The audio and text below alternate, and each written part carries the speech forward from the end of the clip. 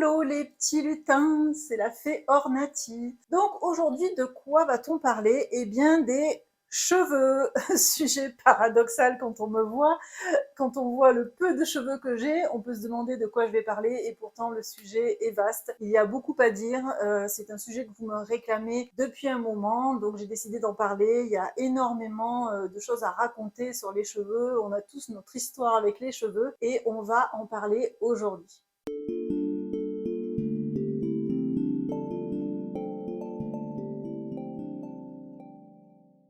Mais avant, qui suis-je? Pour ceux qui ne me connaissent pas encore, eh bien, je suis Nathalie, je fais des soins énergétiques, je fais aussi du massage, notamment du drainage lymphatique Vaudaire, ce fabuleux massage destiné à faire circuler cette lymphe qui est engorgée chez tout le monde, qui draine tous les déchets du corps. Je fais aussi du massage facial japonais Kobido, destiné au rajeunissement du visage, à la tonicité du visage. Tout ça marié à de l'énergétique, ça fait des soins que j'adore pratiquer et que manifestement vous aimez beaucoup pour ceux qui me connaissent. J'ai aussi une gamme de produits bio et naturels que je distribue sur mon site ornati.fr sous ma marque.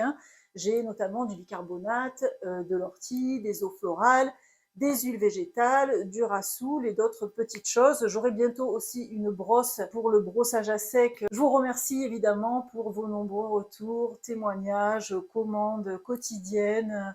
Vous découvrez tous ces produits naturels, là, issus de petites productions, des produits de très grande qualité, riches en principes actifs, qui vous permettent de changer vos habitudes, de diminuer la chimie. Voilà, je suis très contente du tournant que prend mon activité. Ça a pris beaucoup d'ampleur, là, depuis mon démarrage sur YouTube, et c'est pas pour me déplaire. Et je suis très emballée par vos retours, vraiment, qui sont la plupart du temps chaleureux, et je vous remercie. Donc, on va parler de ces cheveux. Je suis très souvent interpellée, vraiment, que ce soit à travers l'écran ou dans la rue, par rapport à ma coupe de cheveux et à ma couleur de cheveux. Alors, je peux pas vous dire pourquoi, mais toujours est-il qu'une coupe très courte comme ça, chez une femme, eh ben, manifestement, ça interpelle. Je m'aperçois qu'on a tous un rapport, notre propre rapport à nos cheveux depuis notre enfance. C'est quand même pas une mince affaire, les cheveux chez l'individu, notamment chez les femmes. Et souvent, eh bien, il y a des problèmes avec des cheveux. Et ces problèmes sont souvent liés à notre état d'esprit. Il faut le dire, c'est pas qu'une histoire de qualité ou de problème de cheveux, mais c'est très lié avec notre état émotionnel. J'ai l'impression, mais je crois que c'est pas qu'une impression. Donc, je vais diviser ce sujet des cheveux en deux vidéos, en fait. Cette première vidéo, ça va être surtout du blabla, comme certains disent. Bla bla bla bla. Je déteste ce terme. Toujours est-il que cette première partie sur les cheveux va être essentiellement du blabla, parce que je vais vous parler de notre rapport aux cheveux, des traitements qu'on leur inflige, des effets, des colorations et des traitements en tout genre, que ce soit des frisages ou je ne sais quoi, qu'on peut aussi pratiquer sur les cheveux. Et je vous raconterai mon histoire, bien sûr, par rapport à mes cheveux. Et dans la vidéo prochaine, par contre, ça sera plus concret, puisque je vous dirai comment limiter la chimie en utilisant bicarbonate et rassoul pour ceux qui veulent diminuer les shampoings, diminuer vraiment les produits chimiques. Pourquoi pas laisser les cheveux revenir au naturel. Voilà, je vous parlerai plus de l'utilisation du bicarbonate et du rassoul, notamment pour vos cheveux, dans la vidéo prochaine. Donc, dans cette vidéo, on va aborder ce sujet des cheveux et des traitements qu'on leur réserve. Alors, il faut savoir que le cheveu garde tout en mémoire et que tout au long de notre vie, on lui en fait voir de toutes les couleurs. C'est le cas de le dire. C'est vrai qu'on lui fait subir des traitements chimiques, des colorations, et le cheveu garde tous ces traitements en mémoire. Il faut savoir qu'on peut garder le cheveu garde jusqu'à 8 années en arrière en mémoire tout ce qu'on lui a fait subir. Donc le cuir chevelu, bien sûr, s'imprègne de ses mémoires, la racine s'imprègne de ses mémoires, et ça donne des fois des résultats un peu catastrophiques sur les cheveux. Moi, personnellement, quand j'observe la population, je trouve que peu de gens aujourd'hui ont des cheveux en santé. Très jeunes, les femmes notamment font subir à leurs cheveux des traumatismes, déjà en les colorant très très jeunes, ce qui est vraiment catastrophique, et ensuite en leur faisant subir des lissages, des extensions, on ne fait plus tellement des permanentes aujourd'hui, mais il y a eu l'époque des permanentes qui était une vraie catastrophe pour les cheveux, et tous ces traitements vraiment affaiblissent le cheveu, ternissent le cheveu, tuent le cheveu, vraiment. On peut pas dire le contraire. Et aujourd'hui, je trouve que Voilà, le cheveu n'est pas en bonne santé et j'ai l'impression que beaucoup de gens voudraient retrouver une belle qualité de cheveux, voudraient savoir comment on peut entretenir ses cheveux. Et oui, je trouve qu'il faut revenir à l'état naturel du cheveu le plus possible, même si la mode est à ceci ou cela, il faut quand même tenir compte de notre nature de cheveux et arrêter de traumatiser le cheveu. Ce cheveu garde tout en mémoire et on ne peut pas lui faire subir n'importe quoi. Par exemple, quand on passe un fer chaud dans les cheveux, c'est comme si ce fer, on le mettait sur notre peau. Donc le cheveu n'a pas la capacité de crier comme nous, on peut crier quand on passe un fer chaud sur la peau.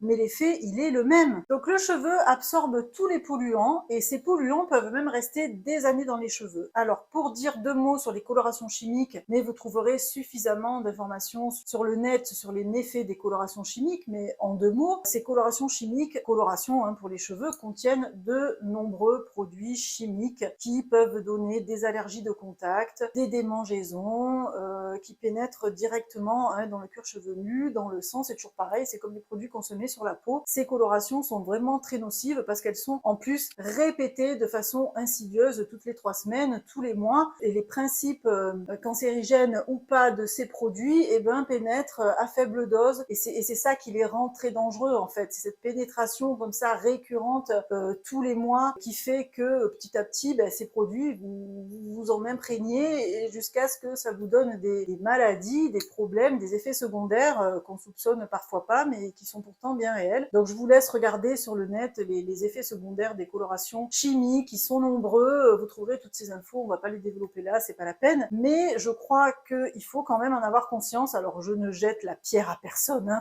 attention, c'est super casse-pied d'avoir des cheveux blancs jeunes, vraiment, on n'a pas du tout envie de ça. Moi j'ai pas vraiment fait de coloration chimique parce que j'ai eu des cheveux blancs assez jeunes, mais très vite j'ai fait du henné en fait. Alors le henné c'est pas du tout nocif comme les colorations, mais c'est tellement casse-pied à faire, je voulais pas de chimie dans ma tête, donc je faisais ce henné, mais c'était, je supportais pas qu'un cheveu blanc dépasse, donc je le faisais quasiment toutes les semaines. C'était une vraie contrainte de faire ce henné, mais malheureusement, on peut aussi faire des colorations chimiques parce que les cheveux blancs ne nous vont pas, parce qu'on se trouve trop jeune, parce qu'on n'a pas envie d'assumer ça. Donc je jette la pierre à personne, mais je veux juste faire prendre conscience aux gens que ces colorations chimiques sont quand même une pure catastrophe pour notre santé, quoi, en fait.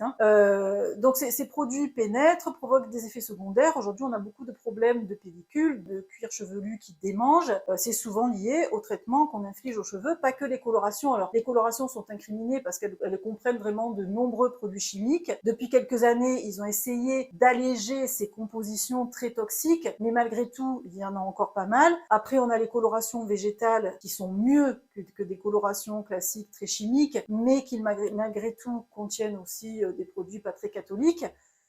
C'est mieux que la chimie totale, mais il faut savoir qu'il y aura toujours de toute façon, pour qu'on puisse colorer un cheveu, notamment un cheveu blanc, il faudra des produits un peu agressifs, quoi. Donc sachez quand même que ce que vous mettez encore une fois sur votre tête n'est pas sans effet. J'ai pas forcément de solution, si ce n'est de laisser tout de suite ces cheveux naturels, même s'ils commencent à blanchir, mais après c'est tout un travail sur soi qu'il faut pouvoir faire pour l'accepter. J'ai une de mes filles notamment qui a 27 ans, ma dernière fille, elle commence déjà, moi à 25 ans j'avais déjà pas mal de cheveux blancs, j'ai commencé à blanchir, ma mère était blanche à 25 ans, apparemment ça se transmet un petit peu de mère en fille cette histoire. C'est aussi beaucoup une question d'acidité, les cheveux blancs surviennent sur des gens acides, et je sais pas si vous remarquez, mais aujourd'hui les gens ont les cheveux blancs de plus en plus tôt, les hommes blanchissent notamment de plus en plus tôt. Aujourd'hui on a beaucoup de... Tais-toi Tutu, arrête de perturber ma vidéo. Souvent les hommes jeunes sont déjà très blancs ou perdent leurs cheveux. Ça c'est vraiment un signe d'acidification. Donc ça correspond à la dégradation, j'en ai parlé dans une autre vidéo, de nos intestins, de notre acidification. Bref, on blanchit de plus en plus tôt et on ne devrait pas. C'est pas bon signe de blanchir très tôt, c'est pas un signe de bonne santé que de blanchir très tôt. Bref, toujours est-il que moi j'ai eu des cheveux blancs assez tôt, il y a une de mes filles qui a des cheveux blancs, là elle sait pas quoi faire parce qu'elle voudrait pas passer à la chimie, mais elle a pas non plus envie de faire des colorations, donc c'est sûr qu'il n'y a pas tellement de solutions, c'est un peu compliqué. Donc après je pense qu'il faut faire un travail sur soi pour peut-être accepter dès son plus jeune âge 25, 30, 35, 40, ses cheveux blancs, et peut-être faire des coupes adaptées, et puis tout simplement assumer. Mais je sais que c'est pas facile et qu'il y a la pression de la société, mais malheureusement, je pense qu'il n'y a pas d'autre alternative si on ne veut pas avoir accès à la chimie. Moi, je vous dis encore une fois, j'ai fait de nombreuses années du henné, c'est une solution alternative, mais elle est assez contraignante, je trouve, hein. Il y a beaucoup de femmes qui le font, mais elle est assez contraignante. Donc voilà, méfait de tous les traitements qu'on peut leur faire subir, attention, votre cheveu, il crie aïe quand vous le maltraitez, vraiment. Et après, ça se voit et ça se ressent, quoi. Donc attention à la façon dont vous traitez vos cheveux, même encore une fois, si je ne jette la pierre à personne. Hein, Mon histoire, moi, par rapport à mes cheveux. Moi, j'ai un cheveu frisé à la base. Peut-être que ma monteuse voudra bien mettre une photo de moi à l'époque où j'avais des cheveux.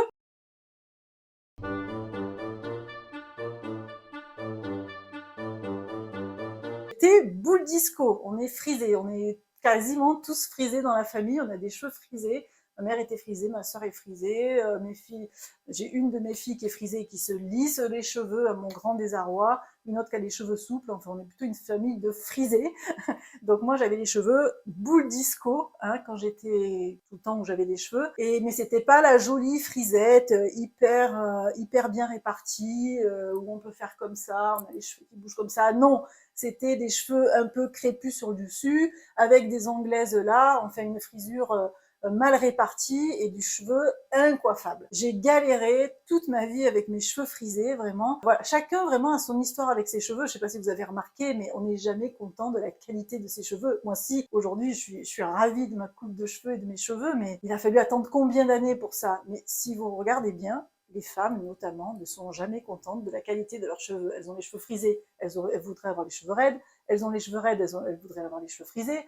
Elles ont les cheveux de cette couleur, elles voudraient les avoir d'une autre.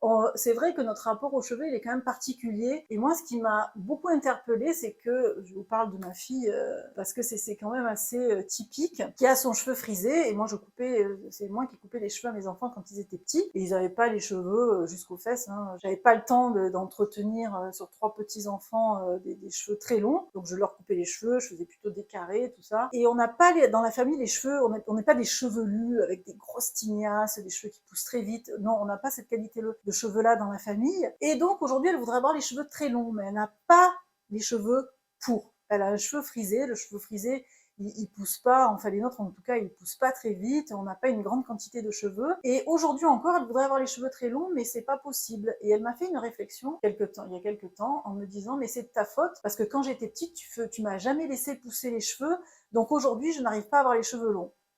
Et je me suis dit, ah ouais, ce cheveu, il a quand même une sacrée mémoire. On est quand même sacrément imprimé, imprégné de toutes les mémoires, des mémoires notamment familiales avec ses cheveux, parce que me faire une réflexion pareille qui était complètement à côté de la plaque, hein, comme vous vous en doutez, j'ai fait, ah ouais, quand même, il y a un problème, il faut vraiment se soigner si on veut se réconcilier avec ses cheveux, quoi. Donc elle a du travail à faire avec ses cheveux. Moi, ce travail-là, je l'ai fait. Tout ça pour dire que oui, on a tous une histoire avec nos cheveux. Donc moi, j'étais plutôt boule disco, cheveux incoiffables. Et bon, mes cheveux étaient beaux parce que je n'y faisais rien. C'était très naturel, je les séchais pas. Voilà, je n'y faisais rien. Donc ils étaient très beaux jusqu'à ma première grossesse. Donc il faut savoir que moi, j'ai eu 3 enfants en 3 ans, donc de 23 à 26, j'ai eu 3 enfants. Et ces 3 grossesses successives m'ont énormément déminéralisée. Parce que le bébé, pendant les grossesses et les allaitements, les bébés pompent les minéraux, ils se servent et la femme enceinte, eh bien, elle se retrouve très carencée après un accouchement, après une grossesse. Et donc, moi, ces 3 grossesses successives m'ont énormément déminéralisée. Je devais être, à mon avis, très carencée en fer. Et je me suis mise à perdre mes cheveux. Mais vraiment, sur plusieurs années, j'ai vraiment perdu mes cheveux à tel point que je me suis retrouvée relativement dégarnie. Donc une fois que le cheveu est dégarni, ça ne repousse pas comme ça. Je ne sais pas si vous avez regardé, observé chez la population féminine, mais moi qui étais concernée par le sujet, j'ai vraiment observé beaucoup de dames aujourd'hui, même des femmes jeunes, sont relativement dégarnies. Ça aussi, c'est un signe de mauvaise santé, de déminéralisation. Voilà, donc mes cheveux se sont dégarnis et je pouvais encore moins bien me coiffer. C'était la grosse catastrophe. J'en ai même fait une dépression parce que c'était très compliqué de me coiffer. Je trouvais pas de coiffeur qui arrivait à faire des coupes qui me convenaient. Vraiment, j'ai galéré avec ces cheveux jusqu'à ce que je me les fasse couper. J'avais peut-être, je sais pas moi, 47 ans, j'en sais rien. Donc voilà, j'ai beaucoup galéré avec ces cheveux. Je n'arrivais pas à les coiffer. Je n'étais pas contente de ma qualité de ces cheveux. Et ensuite, je les ai perdus. Si ça avait été aujourd'hui, j'aurais su quoi faire, évidemment. À cette époque-là, je n'avais pas les connaissances que j'ai aujourd'hui. Je n'avais pas encore mis un pied sur les salons où j'ai appris tout ce que j'ai appris, tout ce que je sais aujourd'hui. Je l'ai notamment appris sur les salons. Et j'aurais pu me prendre en main. Hein, j'aurais pu me prendre en main et pas m'en remettre à des personnes qui ne m'ont pas aidé pour cette chute de cheveux. Quand j'ai mis un pied sur les salons, donc j'étais quand même relativement dégarnie, hein, les années ont passé, mes cheveux ne repoussaient pas, je ne suis pas arrivée à me reminéraliser, et bien j'ai découvert l'ortie, ortie que je vends aujourd'hui. Et quand j'entends des personnes me dire l'ortie m'a changé la vie, eh ben je peux vous dire que moi, l'ortie m'a changé ma vie. A changé ma vie, parce que non seulement je l'ai découverte, mais quelques années plus tard, j'ai commencé à la vendre et je la vends encore. Et l'ortie n'a plus jamais quitté ma vie. Et c'est grâce à l'ortie que mes cheveux ont repris une certaine garniture, j'allais dire. Voilà, certains ont repris une certaine, voilà, c'est redevenu homogène, ils ont repoussé tout simplement, hein, mais il faut très très longtemps. Après, il faut savoir qu'il faut très longtemps pour se reminéraliser, mais c'est grâce à l'ortie que j'ai repris un certain volume, c'est peut-être pas le mot, mais voilà, que mes cheveux se sont repeuplés sur ma tête. Hein. Ensuite, en 2000, donc je faisais déjà les salons depuis un petit moment. En 2014, j'ai décidé de faire un long jeûne. J'ai fait un jeûne de 3 semaines. Et suite à ce jeûne, eh bien, pendant un jeûne, il faut savoir qu'il se passe beaucoup de choses. On élimine encore une fois beaucoup de mémoire, hein. Le corps se nettoie. J'avais à ce moment-là démarré vraiment mon travail personnel, mon travail de guérison des blessures qui a duré jusqu'à aujourd'hui. Hein. Je démarrais vraiment mon travail et ce premier travail, ça a été ce long jeûne de 3 semaines que j'ai fait. C'était le premier jeûne que je faisais. Il a duré 3 semaines. C'est très très long. C'est même trop long pour un premier jeûne, mais je l'ai fait et j'ai aimé l'expérience. Et suite à ce jeûne, j'ai eu envie de me couper les cheveux. Ça a déclenché ça chez moi, ça a dû provoquer un déclic, j'ai eu ce besoin de couper mes cheveux. Donc je suis tombée sur, j'habitais à Strasbourg à l'époque, je suis allée chez un coiffeur homme, et petite parenthèse, aujourd'hui mesdames, si vous voulez avoir une coupe très courte, j'ai pu remarquer depuis toutes ces années, parce que j'ai déménagé de nombreuses fois, donc j'ai changé souvent de coiffeur, que seuls les coiffeurs hommes osent faire des coupes très courtes comme ça. Je sais pas pourquoi, mais c'est ce que j'ai pu constater. Donc si vous voulez faire couper vos cheveux très courts, adressez-vous à un coiffeur homme. Donc je suis allée chez un coiffeur homme, bon, ça s'est trouvé comme ça, et il m'a tout coupé. Et là, ça a été la révélation. Déjà, tout le monde me disait, mais t'as rajeuni de 10 ans, ça te va hyper bien. Cette coupe a été incroyable. Alors que quand j'étais gamine, j'avais quand même aussi les cheveux, souvent les cheveux courts. Ma mère, ça a été un traumatisme aussi. Ma sœur et moi, nous faisait les cheveux tout courts, presque aussi court que ça. Et elle nous a jamais laissé pousser les cheveux, en fait. Donc, vous voyez, c'est des traumatismes un peu familiaux qui se transmettent comme ça. Donc, j'avais déjà eu les cheveux courts, mais après, j'avais essayé de les laisser pousser, j'avais ses cheveux frisés, bref. Donc, j'ai fait couper ses cheveux, et cette coupe, tout le monde me disait que ça m'allait très bien, je continuais mon aîné, c'était génial. Ce jeûne a vraiment provoqué ce déclic chez moi de me faire couper les cheveux. Et le coiffeur m'avait dit, moi j'osais pas en fait les faire couper parce que j'avais peur qu'on voit trop mon crâne dégarni. Parce qu'en fait je sortais toujours avec un bandeau quand j'avais des cheveux frisés, je sortais toujours avec un bandeau, j'avais pris cette habitude pour pas qu'on voit trop ce côté dégarni. Et le coiffeur m'avait dit, si tu fais couper tes cheveux, au contraire, on verra moins. Et il avait raison, j'ai fait couper mes cheveux, et effectivement on voyait moins ce côté dégarni. Et souvent des dames m'ont posé cette question quand j'étais derrière mon stand, des dames venaient à moi et me disaient, oh votre coupe de cheveux j'adore, et moi j'aimerais la même, mais je suis dégarnie, nanana. Et plusieurs ont osé franchir le pas quand je leur disais, faites-vous couper les cheveux, osez le faire, parce qu'au contraire, ça va redonner une impression de cheveux garnis, on verra plus les trous, et c'est la vérité, vraiment, pour celles qui ont des cheveux dégarnis, faites-les couper court, vraiment, on voit beaucoup moins le crâne. Donc c'était vrai, on voyait beaucoup moins le crâne, et puis avec l'ortie que je prenais déjà depuis un certain temps, mes cheveux vraiment ont repoussé, tout s'est regarni et ça a été génial. Quelques années, j'ai rencontré mon coiffeur là que j'ai depuis plusieurs années maintenant, et lui me dit, mais Nathalie, pourquoi tu laisses pas tes cheveux blancs, arrête avec ce henné, ça faisait 2 ou 3 fois que je le voyais. Je dis, bah tu crois, j'avais dit que je franchirais le pas, mais pas avant 50 ans, je suis pas trop chaude, si, bon, puis je l'ai écouté. Alors la transition, elle a été facile, puisque mes cheveux étaient courts. J'ai démarré ça l'hiver, et je me baladais toujours avec un un bonnet en fait, un bonnet ou un béret. J'ai fait la transition comme ça, qui s'est fait assez rapidement. Je faisais couper mes cheveux très régulièrement et très vite j'ai eu ces cheveux de cette couleur-là en fait. Et là vraiment, à partir de ce jour-là, ça a été la libération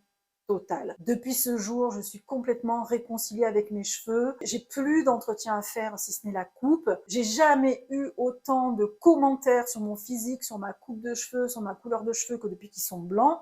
Je croyais que ça allait me vieillir, mais en fait pas du tout. Mon coiffeur m'a dit non, non, au contraire, ça va éclairer le teint. Effectivement, plus on vieillit, plus il faut éclaircir le cheveu, parce que le cheveu noir quand on a 50 ans et plus, ça durcit vraiment les traits. Et c'est vrai, quand je vois des photos, je trouvais mon visage beaucoup plus dur que maintenant que j'ai mes cheveux naturels. C'est aujourd'hui pour moi la liberté totale, et ça a correspondu, c'est comme ça qu'on dit, je pense, ça a correspondu, oui, à mon évolution personnelle, si vous voulez.